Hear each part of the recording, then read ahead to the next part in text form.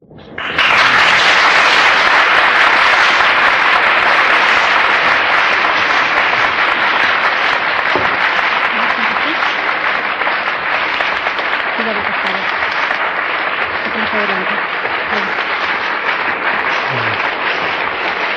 ahora el agua dónde está? El agua está a su izquierda. A la izquierda.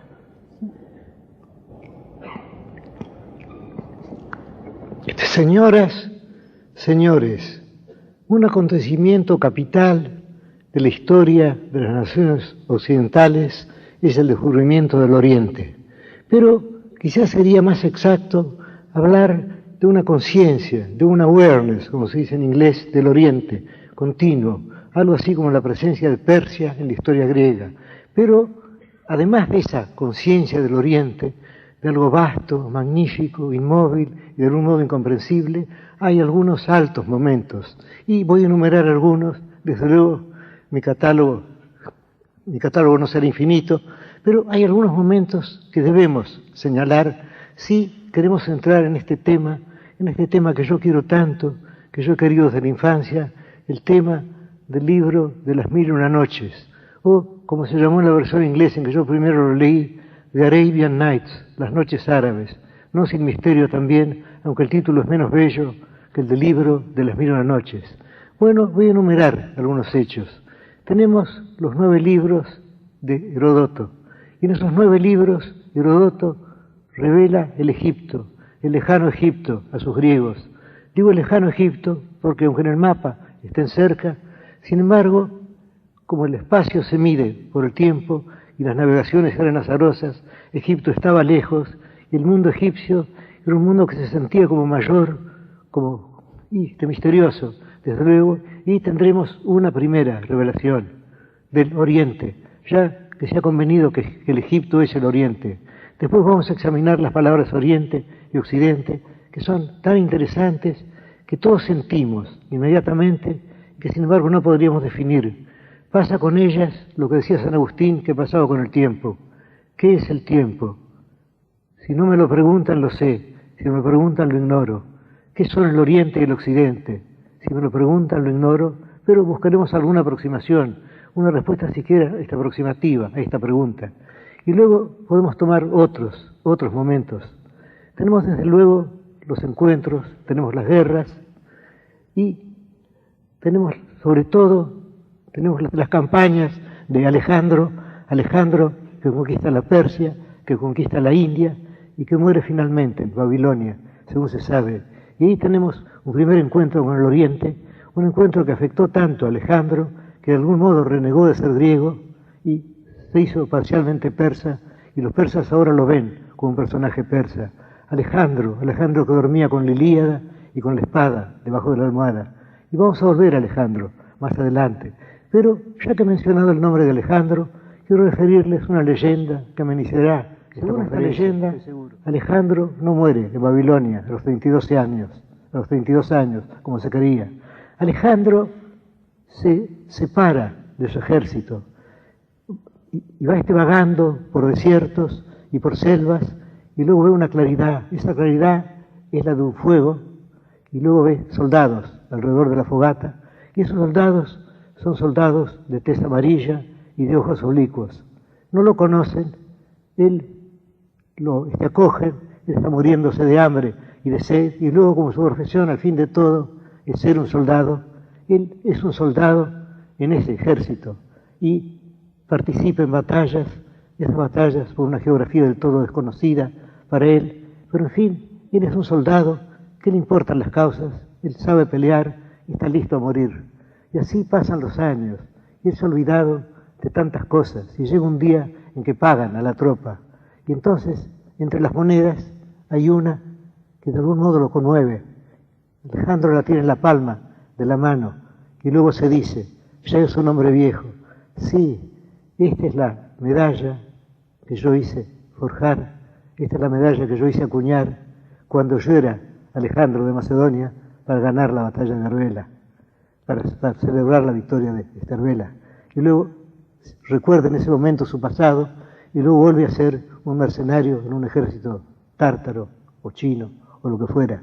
Bueno, Después hablaremos sobre esta leyenda tan hermosa, sobre esta supuesta vejez de Alejandro, muchos años después de lo que se cree su muerte, a los 32 años en Babilonia. Además, Alejandro le había sido predicho el dominio del Oriente y del Occidente, y volveremos a encontrarlo bajo el nombre extraño de Iskandar Sual-Karnain, Alejandro Bicorne, de Macedonia. Alejandro Bicorne porque dispone de los dos cuernos, el Oriente y el Occidente, y aquí estamos otra vez en nuestro tema. Pero antes, veamos otro ejemplo de ese largo diálogo entre el Oriente y el Occidente, ese diálogo no pocas veces sangriento y trágico. Y podemos pensar en Virgilio, podemos pensar en el joven Virgilio que está palpando y que se siente muy conmovido porque tiene en sus manos una seda estampada que le llega de un país lejano, el país de los cines, de los chinos, del cual él solo sabe que son un país lejano y pacífico, muy numeroso, que habita en los últimos confines del Oriente.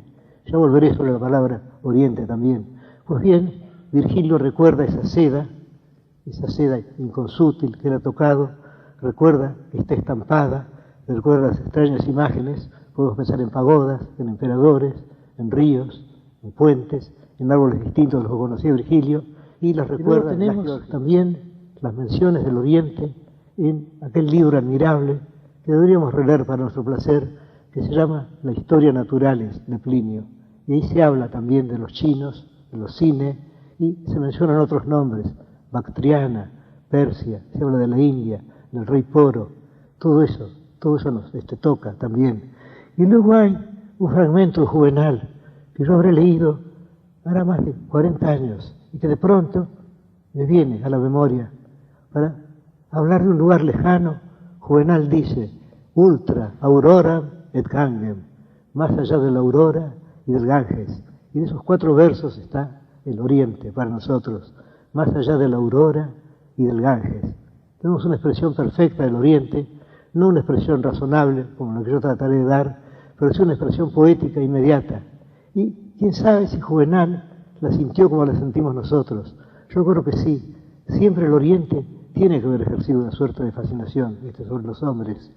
Y luego podemos proseguir en la historia y llegamos a un regalo, un curioso regalo. Posiblemente no ocurrió nunca. Se trata también de una leyenda que Harún al-Rashid, Harún el ortodoxo, envía a su colega, Carlomagno, le manda un elefante. Se dirá que es imposible haber mandado un elefante desde Bagdad hasta Francia, pero eso me importa. Nada nos cuesta creer en ese elefante que es un monstruo. Pero recordemos que la palabra monstruo no significa algo horrible. La palabra monstruo significa algo digno de ser mostrado. Y así a Lope de Vega lo llamaban monstruo de la naturaleza. La palabra monstruo no se empleaba en sentido peyorativo antes como se emplea ahora. Monstruoso era lo digno de ser mostrado, lo digno de ser admirado. Pues bien, tenemos ese elefante que tiene que haber sido tan extraño para los francos, que tiene que haber sido tan extraño para aquel rey germano, Carlomagno. Es triste pensar que Carlomagno no pudo haber leído, no pudo haber comprendido la chanson de Roland, ya que él hablaría en un dialecto germánico y no el idioma francés que vino después. Pues bien, le envían un elefante, y esa palabra elefante nos recuerda la chanson de Roland, nos recuerda que Roland hace sonar el olifant, la trompeta de marfil. Y la trompeta de marfil se llama así precisamente porque procede del colmillo del elefante. Olifant, elefante. Y ya que estamos hablando de etimologías, voy a ceder a esa tentación que tengo siempre de ser etimológico y recordar que la palabra alfil en español, la palabra alfil española significa el elefante en árabe y tiene el mismo origen que marfil.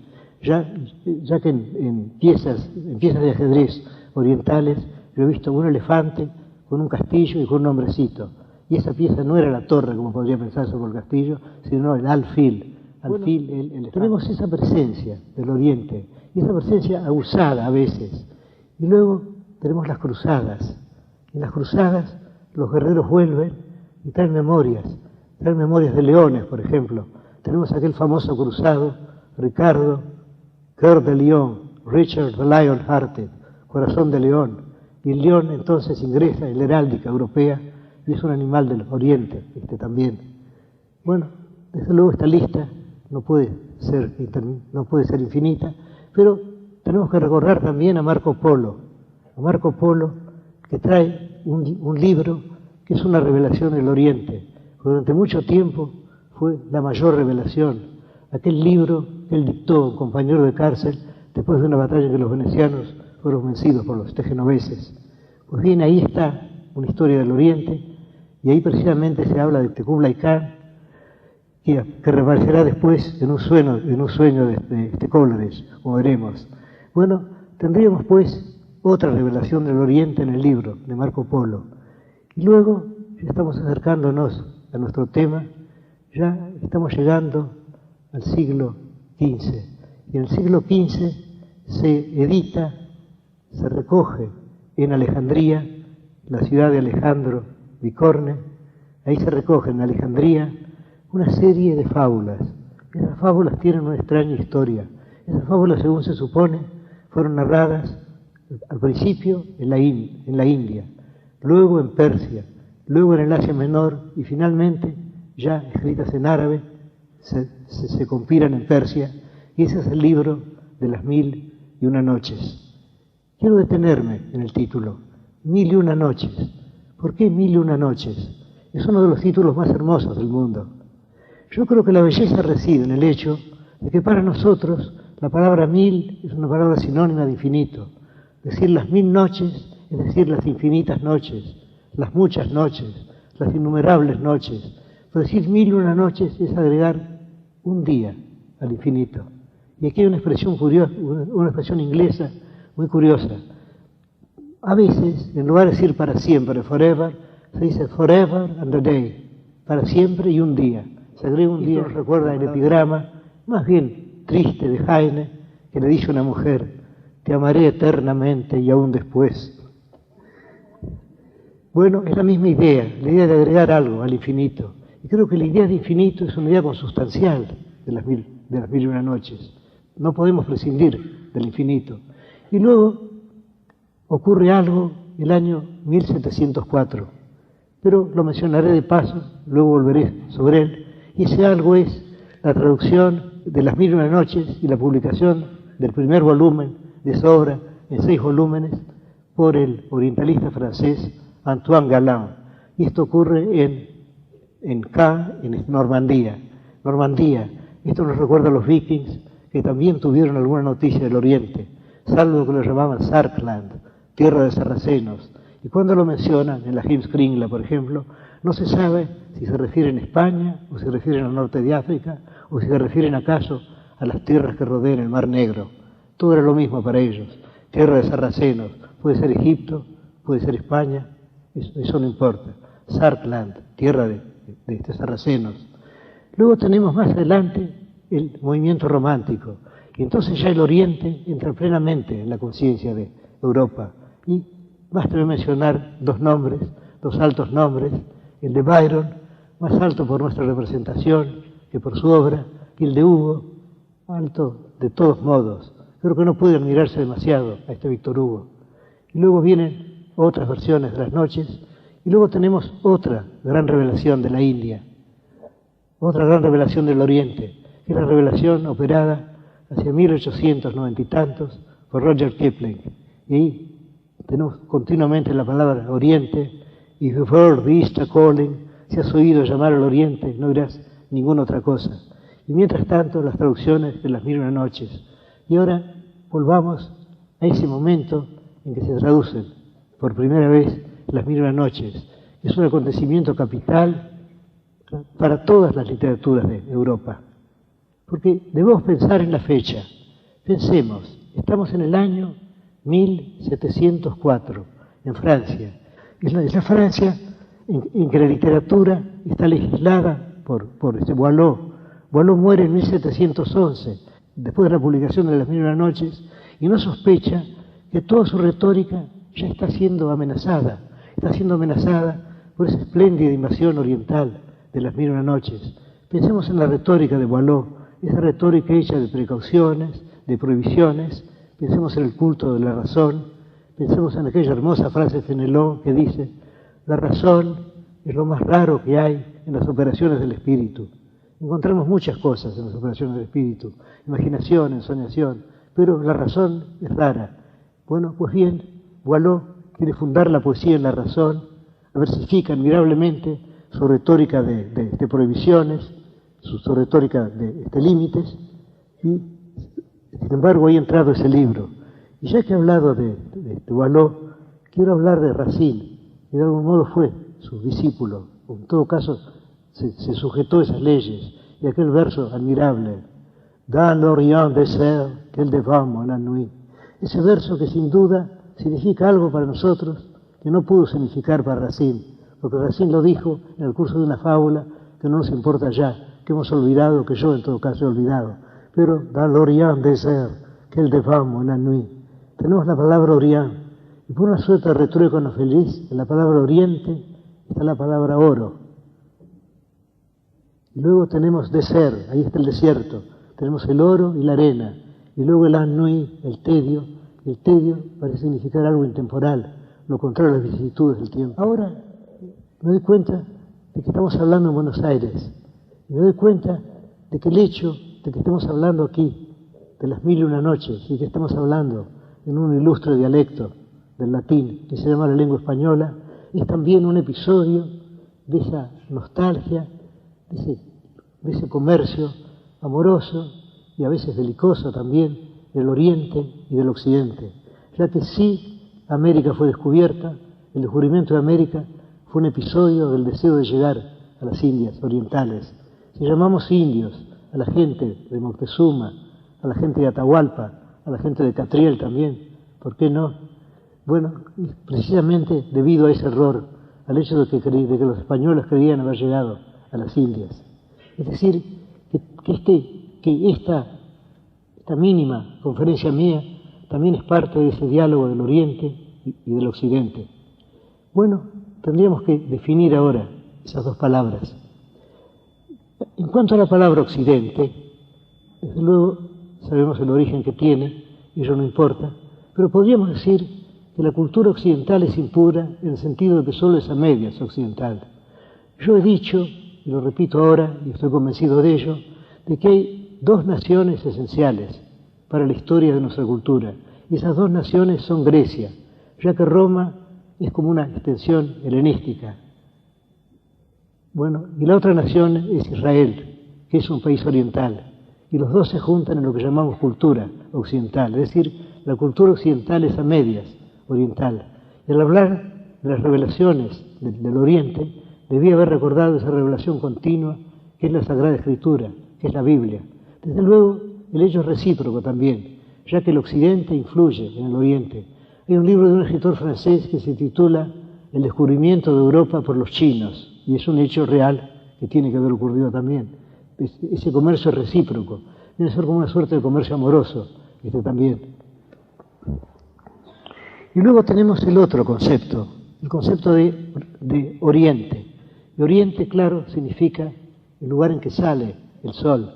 Y una hermosa palabra alemana que quiero recordar aquí, la palabra Morgenland, por Oriente, Morgenland, tierra de la mañana, y luego Abendland, ustedes recordarán, der Untergang des Abendlandes, de Spengler, es decir, la ida hacia abajo de la tierra de la tarde, o, como se traduce de un modo más prosaico, la decadencia del Occidente. Pero tenemos esas palabras Abendland y Morgenland.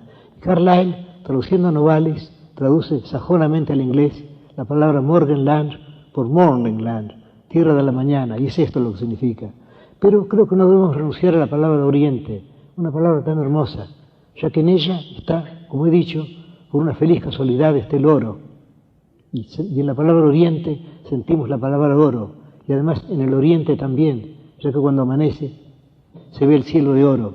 Y aquí vuelvo a recordar aquel ilustre verso de Dante, dolce color d'oriental zafiro, en que la palabra oriental tiene los dos sentidos, es el zafiro oriental, el zafiro que procede del oriente, y es también el oro de la mañana, el oro de aquella primera mañana del purgatorio. ¿Qué es el oriente? Si lo definimos de un modo geográfico, nos encontramos con algo bastante curioso, y es que parte del Oriente sería el Occidente, o lo que para los griegos o para los romanos fue el Occidente, ya que se entiende que el norte de África es el Oriente. Evidentemente, Egipto es el Oriente, también.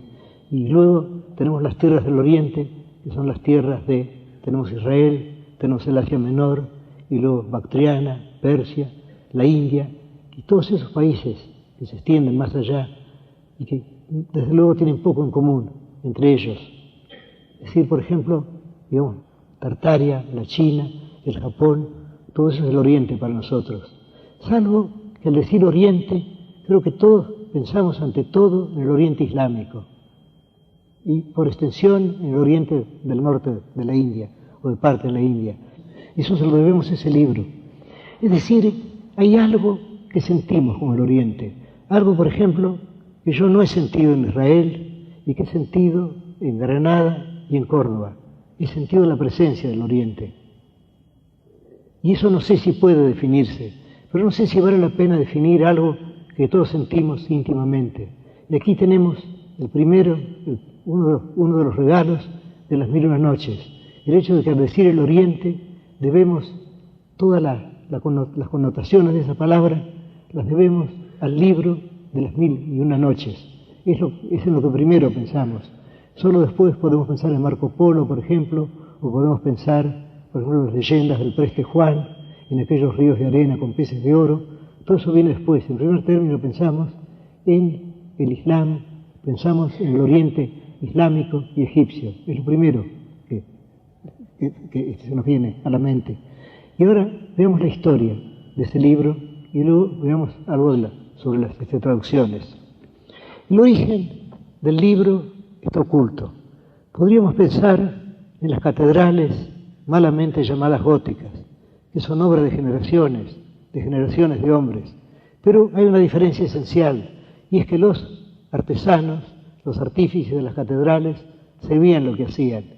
En cambio, las 1001 noches surgen de un modo misterioso. Son obra de miles de autores, y ninguno de ellos pensó que estaba edificando un libro ilustre, uno de los libros más ilustres de todas las literaturas, más apreciado en el Occidente que en el Oriente, según me dicen. Y aquí hay una noticia curiosa, una noticia que transcribe el barón de Hammer, Purgstall, un orientalista citado con admiración por Lane y por Burton, los dos traductores ingleses más famosos del libro de las 1001 noches. Y él habla de ciertos hombres que él llama confabulatores nocturni, es decir, hombres de la noche que refieren cuentos, hombres de la noche cuya profesión es contar cuentos durante la noche. Y él cita un antiguo texto persa. En ese texto se dice que el primero que oyó recitar cuentos, que el primero que reunió hombres de la noche para que le contaran cuentos y distrajeran su insomnio, fue Alejandro de Macedonia. Esos cuentos tienen que haber sido fábulas, posiblemente, pero no podemos saber lo que eran. Y ya que he hablado de fábulas, querría decir que sin duda el encanto de las fábulas no fue al principio un encanto moral. Sin duda lo que encantó a Esopo o a los fabulistas hindúes, lo que les encantó fue la idea de imaginar animales que fueran como hombrecitos y referirnos a sus comedias y sus tragedias. Y que la idea, el propósito moral fue agregado al fin. Lo importante era el hecho de que el lobo conversara con el cordero y el buey conversara con el asno o el león conversara con un ruiseñor, por ejemplo. Eso tiene que haber sido lo importante para ellos. Pues bien, tenemos a Alejandro de Macedonia, lo tenemos según esa tradición, oyendo cuentos contados por esos anónimos hombres de la noche, cuya profesión era referir cuentos. Y esto parece que perduró durante mucho tiempo. Lane, en su libro Manners and Customs of the Modern Egyptians, es decir, modales y costumbres de los egipcios actuales, cuenta que hacia 1850 eran muy comunes los narradores de cuentos en el Cairo, que había como unos 50, y que muchas veces contaban, sin saber que sus mayores habían iniciado la serie, que muchas veces contaban los cuentos de las 1001 noches. De modo que tenemos una serie de cuentos.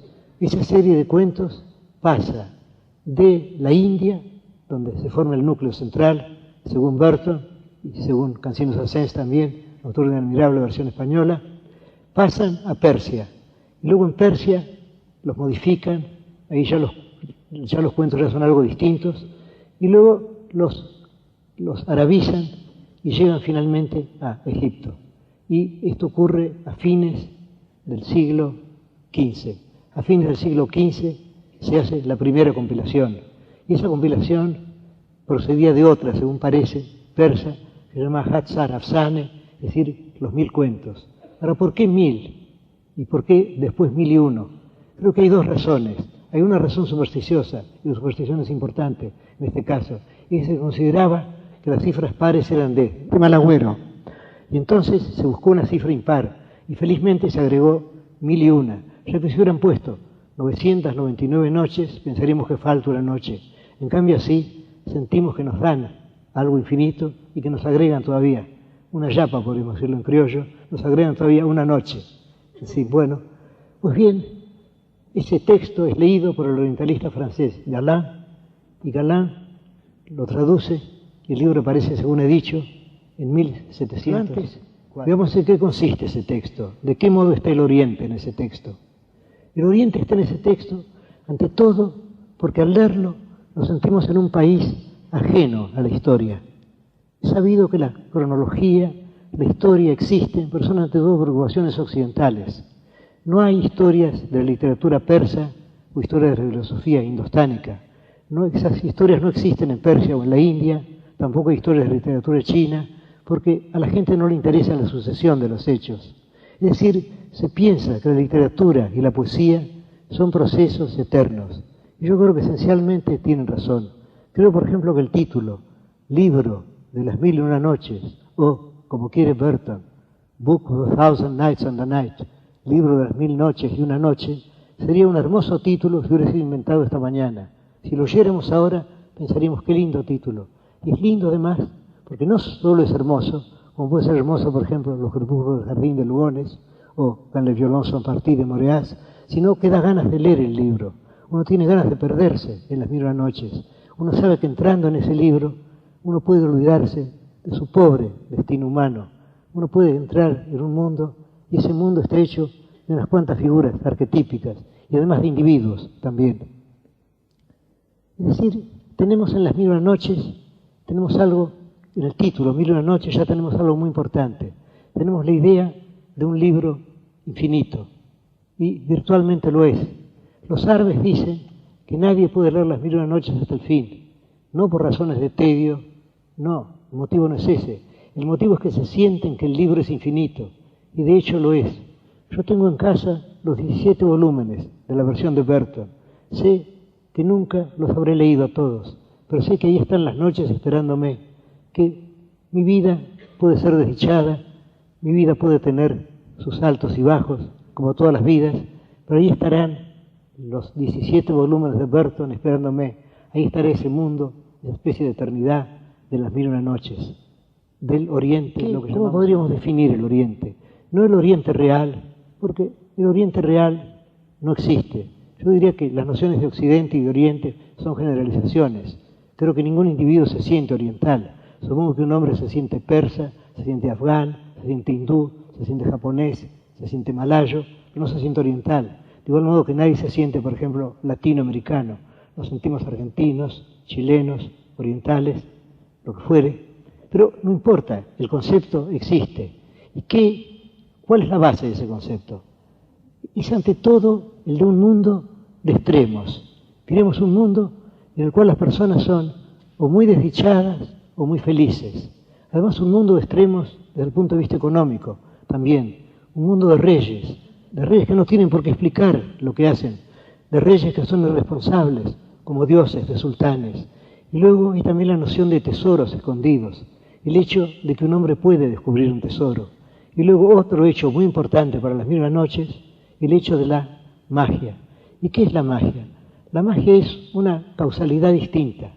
Es suponer que además de las relaciones causales que conocemos, hay otra relación causal.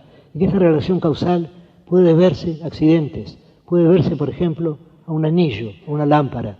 Frotamos un anillo, frotamos una lámpara. y aparece el genio del anillo de la lámpara, y ese genio es un esclavo que también es omnipotente, que también es todopoderoso, que ejecutará nuestra voluntad. Y eso puede ocurrir en cualquier momento. Y aquí quiero recordar aquella fábula que ustedes conocen, la historia del pescador y del genio. Se habla de un pescador, tiene 4 hijos, es pobre, todas las mañanas se acerca al borde de un mar y tiende su red. Y ya la palabra un mar es una palabra mágica, porque ya nos sitúa en un mundo de geografía indefinida. El pescador no se acerca al mar, se acerca a un mar y ahí arroja su red. Y una mañana, de las mañanas, él arroja su red y la saca de 3 veces. Y saca un asno muerto, saca cacharros rotos, saca en fin, cosas inútiles. Y luego la arroja la 4ª vez, cada vez recita un poema. La 4ª vez la red está muy pesada y él espera que esté llena de peces, pero lo que saca es una jarra de cobre amarillo. Y esa jarra está sellada con el sello de Salomón. Y él abre la jarra y sale un humo espeso. Él piensa que puede vender la jarra, puede venderla a los caldereros, y sale un humo espeso de la jarra cuando él abre, y el humo llega hasta el cielo y luego se condensa. Ahora, ¿qué son esos genios, los Jinn? Pertenecen a una creación pre-adamita, anterior a Adán, inferior a los hombres, que tienen menos categoría que los hombres, pero pueden ser gigantescos. Y, según los musulmanes, habitaban todo el espacio. Es decir, esta sala en que estamos puede estar llena de genios, salvo que son invisibles e impalpables. El genio, entonces, el genio que ha sido prisionero de la jarra durante tanto tiempo, el genio dice, alabado sea Dios, y Salomón, su apóstol, o Solimán, su apóstol.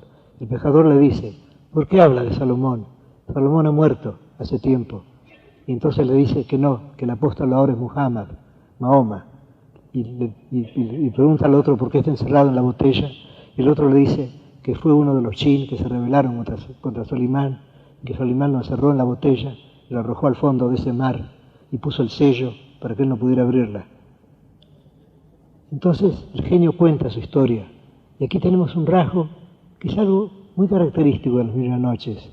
Y es que estamos en un mundo fantástico, pero ese mundo, sin embargo, es un mundo hecho a imagen y a semejanza del hombre. Es decir, se prestan procesos psicológicos a los genios o a los demonios. Y entonces pasan 400 años. Y entonces el genio dice, a quien me libere, yo le daré todo el oro del mundo. Y luego no ocurre nada, y él dice, a quien me dé libertad, yo le enseñaré, por ejemplo, el lenguaje de los pájaros. Bueno, pues no ocurre nada. Y luego así van pasando, él va multiplicando las promesas, él promete casi convertir en un dios al hombre que lo liberte, y un momento en que ya está irritado y dice, bueno, muy bien, al que me dé libertad lo mataré, y tengo que cumplir mi juramento. Prepárate a morir, oh mi bienhechor. Es decir, tenemos este rasgo de mal humor del genio, que es extrañamente humano y de algún modo querible. Y el pescador está aterrado, le pide al otro que no lo mate, y luego finge descreer de su historia, le dice, sí, pero lo que me has contado no es cierto. ¿Cómo tú, cuya cabeza toca el cielo y cuyos pies tocan la tierra, y crees tan vasto y tan gigantesco, puedes haber estado encerrado, puedes haber sido prisionero de este pequeño recipiente de cobre? Entonces el otro le dice, hombre de poca fe, vas a ver, se reduce, entra en la botella y entonces naturalmente el pescador la tapa otra vez. Bueno, y luego la historia sigue. Lo curioso es que esa historia sigue y llega un momento en que el protagonista no es el pescador. El protagonista es un rey, el principio es el pescador, luego es un rey, luego es otro rey, el rey de las Islas Negras. Y todo esto luego se junta al final. Y esto es típico de las 1000 noches. Y aquí podemos pensar en aquellos cofres chinos, que hay uno adentro del otro, o en las muñecas rusas, que también hay una muñeca adentro de la otra. Encontramos algo parecido, lo encontramos en el Quijote, pero no llevado al extremo de las 1000 noches. Y además todo esto está dentro de un vasto relato central que ustedes conocen, el del sultán que ha sido engañado por su mujer y que resuelve no darle tiempo a su mujer para que lo engañe, y así se desposa con una mujer nueva cada noche y las ejecutar al alba, hasta que una mujer, Sharazad, resuelve salvar a las otras, y entonces va entreteniéndolo con cuentos que siempre deja inconclusos, hasta que sobre los dos han pasado 1001 noches y ella le muestra a su hijo. Es decir, tenemos cuentos adentro de cuentos. Tenemos un efecto curioso así, un efecto, digamos, infinito, algo que produce como una suerte de este vértigo. Esto ha sido imitado por escritores muy posteriores. Tenemos, por ejemplo, los dos libros de Alicia, de Lewis Carroll. Tenemos la novela Der Golem, de Meyrink. Y también hay sueños adentro de sueños. Hay sueños así que se ramifican y que se multiplican. Y ese es otro rasgo de las 1001 noches. El tema de los sueños, por lo demás, es un tema preferido en las noches. Hay la historia de los dos que soñaron. Esa historia empieza en Alejandría. Y un hombre de Alejandría sueña con una voz. Y la voz le dice que vaya a Persia. Y que en Persia y que encontrará un tesoro. Entonces el hombre se dispone al viaje. Se trata de un largo viaje. Hay naturalmente bandoleros, naufragios. Está a punto de morir de hambre en los desiertos que separan Alejandría de Persia. Pero al fin llega a una ciudad persa. Se tiende a dormir en el patio de una mezquita. Entran ladrones, los arrestan a todos y los llevan ante el cadí, ante el juez. Y entonces le preguntan a este hombre por qué está allí. Él dice: yo soy nativo de Alejandría, la ciudad de Alejandro. Y yo he venido aquí porque una voz me dijo que si yo venía a Persia, yo encontraría un tesoro. Y entonces el cadí se ríe hasta que se le ven las muelas, dice el texto. Se ríe y le dice: hombre crédulo, yo también he soñado que si yo fuera a Alejandría, yo encontraría un tesoro allí, y que lo encontraría en una casa en la que hay una higuera y un aljibe. Pero yo no he creído en esas cosas. Entonces le hace dar 100 azotes. Y el otro vuelve a Alejandría, ha reconocido en la casa que describe el cadí, en su propia casa, y está la higuera, y está el aljibe, cava y encuentra el tesoro. Pero ha sido necesario que los dos sueñen para que el hombre tenga el tesoro. Y ha sido necesario que él emprenda el viaje para merecer el tesoro. Ya que la voz pudo haberle dicho: hay un tesoro escondido en tu propia casa. Pero hay esa prueba. Tenemos además, tenemos ecos del occidente en las 1001 noches. Nos encontramos con las aventuras de Ulises, salvo que Ulises es Sindbad del mar, Sindbad el marino, pero las aventuras estas son las mismas. Ahí está la historia por Polifemo, está contada de un modo distinto, pero ahí lo encontramos, el hecho de hacerse llamar nadie, todo eso está en las 1001 noches. Ahora, ¿qué significa esto? Significa que para erigir ese palacio de las 1001 noches se han necesitado generaciones de hombres, y esos hombres son de algún modo nuestros bienhechores, ya que nos han legado ese libro inagotable, ese libro que toma además tantas formas, ese libro capaz de tantas metamorfosis. Digo tantas metamorfosis porque el primer texto, el de Galán, es un texto bastante sencillo, es quizá el de mayor encanto de todos, el que no exige ningún esfuerzo del lector. Y sin ese primer texto, como hace notar el capitán Burton, no se habrían efectuado las otras traducciones que vinieron después. Galán publica ese libro, según he dicho, el año 1704. Y ese libro viene a ser una suerte de escándalo, pero al mismo tiempo de encanto para la razonable Francia de este gran monarca. Es decir, cuando se habla del movimiento romántico, se piensa en fechas muy posteriores, pero podríamos decir que el movimiento romántico ya empieza en aquel instante en que alguien en Normandía o en París lee las 1001 noches, ya ha salido del mundo legislado por este Boileau, ya está entrando en otro mundo, el mundo de la libertad romántica. Y luego vendrán otros hechos, tenemos el descubrimiento de la novela picaresca por Le Sage, luego tenemos las baladas escocesas y inglesas reunidas por el obispo Percy hacia 1750, y luego hacia 1798 el movimiento romántico empieza en Inglaterra con Coleridge, que sueña. ¿Con quién sueña? Sueña con Kublai Khan, el que protegió a Marco Polo. Vemos así lo admirable que es el mundo y lo entreveradas que están las cosas. Y luego vienen las otras traducciones. Tenemos la traducción de Lane, que viene a ser, que está acompañada de una enciclopedia sobre las costumbres de los musulmanes. Tenemos una traducción antropológica y obscena de Burton, que está redactada en un curioso inglés parcialmente del siglo XIV, un inglés lleno de arcaísmos y de neologismos, un inglés que tiene una gran belleza, pero que a veces es de difícil lectura. Y luego tenemos la versión licenciosa, en ambos sentidos de la palabra, del doctor Steinmark, y tenemos una versión alemana, literal, pero sin ningún encanto literario, de Littmann, y luego ahora felizmente tenemos una versión española, hecha por quien fue mi amigo y mi maestro, Rafael Cancinos Asens.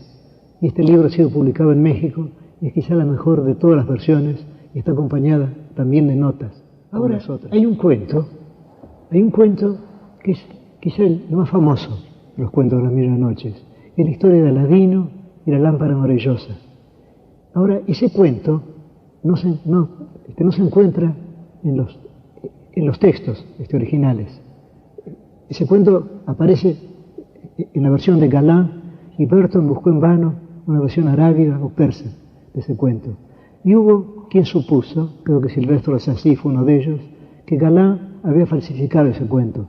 Pero la palabra falsificar es una palabra cruel, es una palabra injusta además. ¿Por qué no suponer que Galland tenía tanto derecho a inventar un cuento como aquellos hombres de la noche, como aquellos confabulatores nocturni del principio? ¿Por qué no suponer que él, después de haber traducido muchos cuentos, quiso inventar otro y lo hizo en el mismo estilo?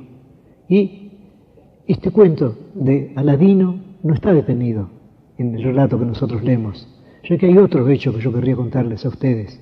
Y es que De Quincey, en su autobiografía, dice que para él había un cuento de las mil y una noches superior a los otros, y que ese cuento tan superior, incomparablemente superior, era la historia de Aladino.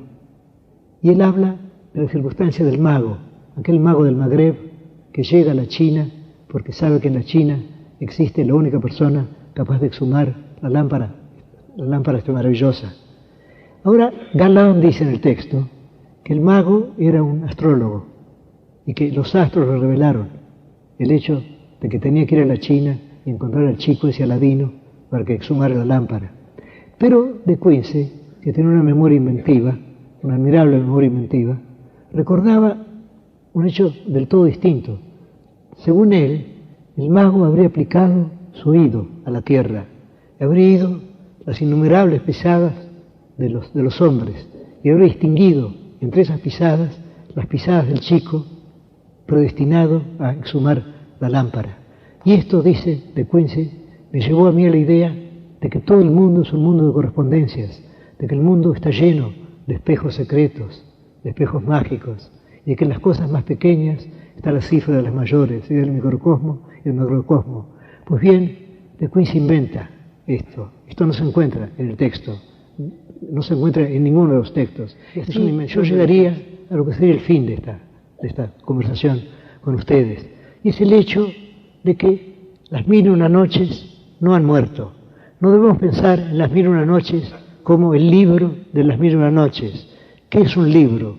Un libro es una cosa entre las cosas. Debemos pensar más bien en la traducción que le dio Galland. Él no tradujo le livre de mille et une nuits, él tradujo les mille et une nuits, es decir, las mil y una noches, el tiempo, el infinito tiempo. Y el infinito tiempo, las mil y una noches prosiguen su camino.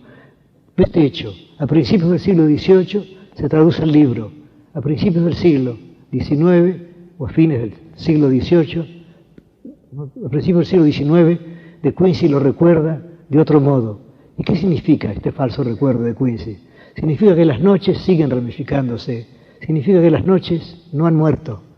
Las noches tendrán otros traductores y cada traductor nos dará una versión distinta del libro.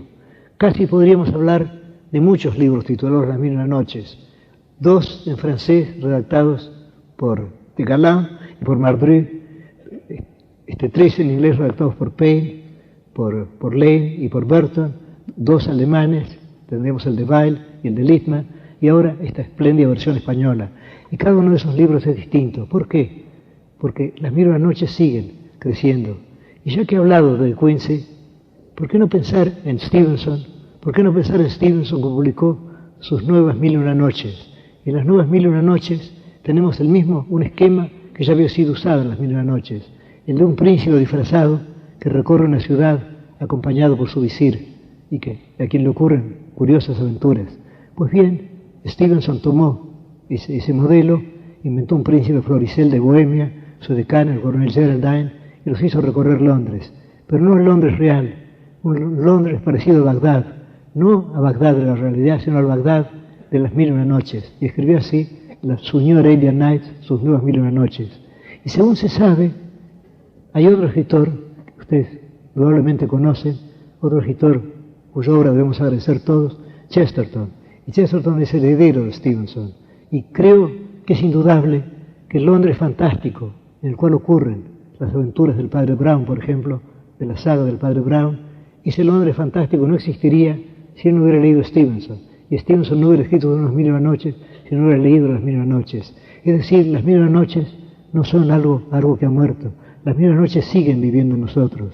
Es un libro tan vasto que no es necesario haberlo leído. Ya es parte de nuestra memoria, es parte de la memoria de la humanidad y seguirá siéndolo y seguirá ramificándose para siempre. Muchas gracias.